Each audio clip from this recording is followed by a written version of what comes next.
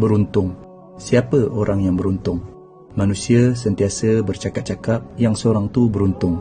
Dia ada rumah, dia ada kereta, dia ada kerja, dia ada pasangan yang cantik, dia ada anak-anak, dia ada jawatan, dia ada kawan-kawan yang hebat-hebat. Ni semuanya untung. Tapi hanyalah untung dunia dan tak perlu didengkikan. Yang beruntung, yang tahu bahawa baca 2 ayat terakhir surah Al-Baqarah dalam satu malam akan mencukupkannya, lalu dia pun amalkan.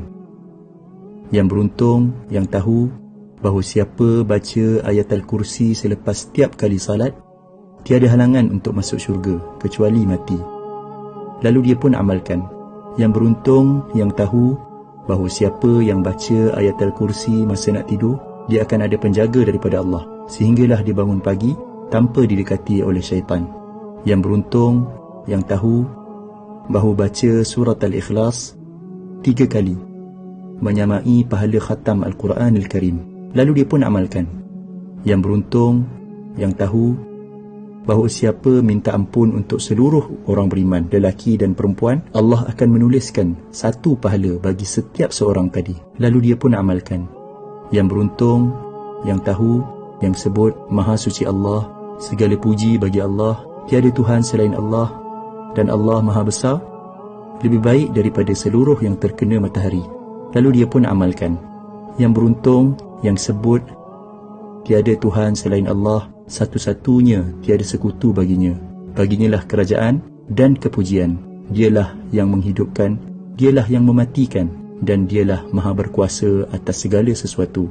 10 kali selepas salat maghrib dan 10 kali selepas salat subuh, sebelum dia mengubah kedudukan kakinya, menyamai pahala membebaskan 4 orang hamba daripada anak-anak Nabi Ismail AS. Lalu dia pun amalkan.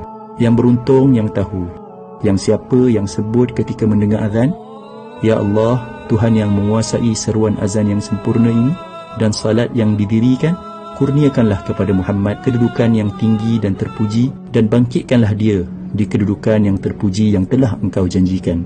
Dia akan mendapat syafaat Nabi Muhammad sallallahu alaihi wasallam pada hari kiamat. Lalu dia pun amalkan. Yang beruntung, yang tahu, yang dalam sehari ada 24 jam, tapi dia mampu membaca 1 juzuk Al-Quran yang mengambil masa lebih kurang 20 minit sahaja.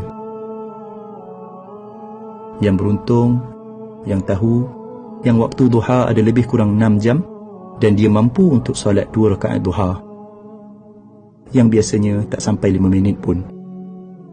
Yang beruntung, yang tahu, yang waktu malam ada hampir 11 jam dan dia mampu untuk salat witir 1 rakaat yang mungkin tak sampai 3 minit pun.